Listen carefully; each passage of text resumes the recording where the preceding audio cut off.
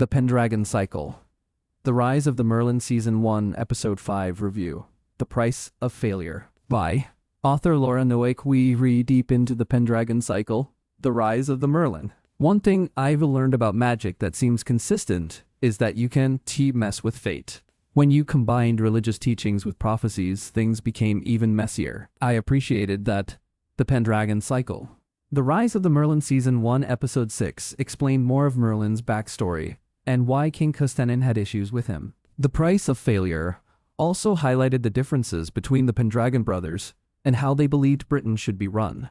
While they were loyal to each other, that could be the country's undoing. While I enjoyed both arcs, this episode felt a bit choppy with the abrupt scene changes. I needed some of them to breathe longer, especially the ones with Merlin and Custennin, to understand why they both grieved. The Price of Failure included everything from emotional depth, action-packed fight scenes, and even a hint of romance. Most episodes of the Pendragon Circle have featured some religious undertones, while the Pendragon Circle, Rise of the Merlin Season 1 Episode 5 seemed more preachy. Halfdan tried to convince the Druids about Jesus and the Great Light, but they no longer trust him, a fact that infuriated young Merlin. Young Merlin tried to get their attention by climbing on that sacred seat, but that was sacrilegious because only certain followers could.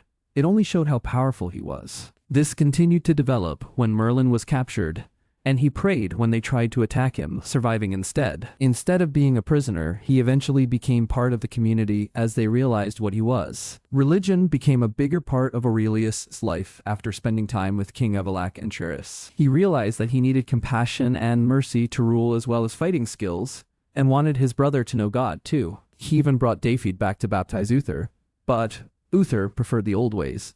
That divide could come between them. Back in the olden days, many men believed that if you made a pact with a father, it carried down with their sons. The problem was that some of the other British kings thought Aurelius and Uther's father was worse than the Saxon king. One in particular, Gorlas, preferred working with Vortigern since he kept the Saxons away, but Aurelius killed him.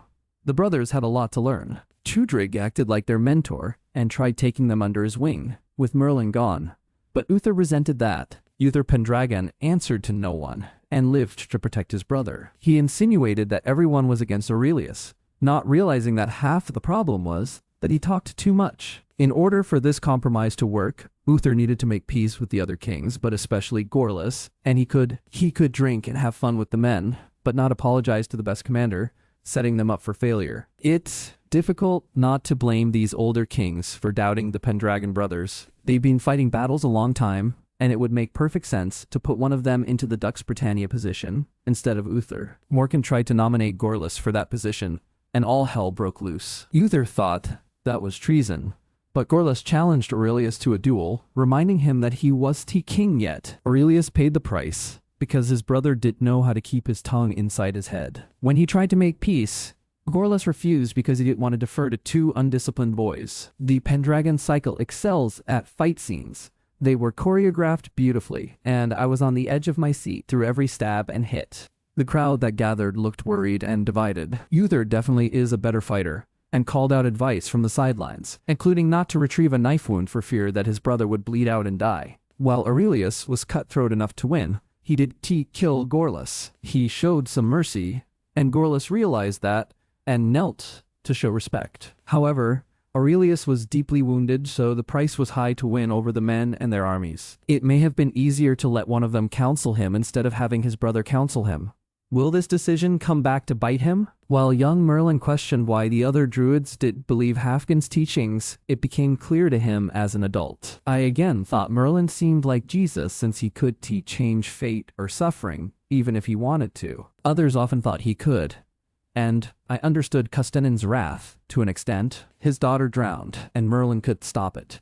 He seemed so bitter, implying that Merlin never inquired about him and only asked for a favor. That might not have been the best approach, but it seemed harsh to throw him and Pelias in the dungeon as payback. It's unbearable to lose a child, so we can give him a little leeway, but since he cared about Merlin, he should have known Merlin would have done anything possible to rescue Ganita. I hated that the king tried to drown Pelias to see if Merlin would save him, fight him, or give up. It's both fascinating and frightening how much power oozes from Merlin's hands when he uses them. I suspect that Why he does he want to use his powers during battle since he's afraid something could go horribly wrong. Merlin keeps insisting that Aurelius will be king, while many others think he's not the only option. Could that mean that Merlin might be king again? Merlin has seen a few visions of Ganita, and now we can guess why.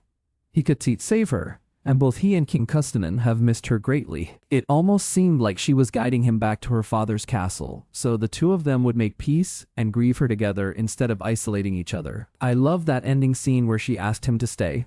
I shipped them already, and we haven't even seen all of their romantic moments through flashbacks yet. While I hate that Merlin lost her, they romantic tragic couple. Besides Merlin's love interest, we also met Wargana, often known as Igraine, and Arthur's future mother. She was quite taken with Uther Pendragon in their first meeting, and you could feel the chemistry radiating from them. Gorlas does not trust the Pendragon brothers, so he likely want her near them.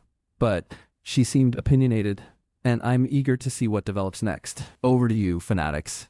Are you enjoying the Pendragon cycle? Will Aurelius be successful in rallying up enough troops? Can Merlin's prophecies change things for the better? Let us know in the comments. Enjoyed this review? Help us out. Drop a comment or share it.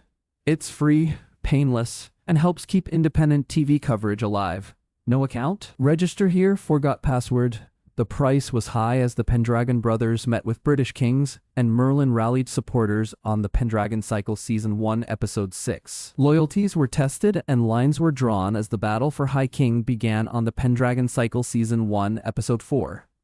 Our review: amidst the chaos of war, a potential new king arises in the Pendragon Cycle Season 1, Episode 3, and a new alliance emerges. Our review: posted unpublished. February 12th, 2026, Laura Nowak is a staff writer for TV Fanatic. As a lifelong fan of TV of many genres, her current favorites are Will Trent and Alert: Missing Persons Unit. She is a Hallmark and Netflix junkie and adores series like Sweet Magnolias, Ginny Inn, more categories reviews.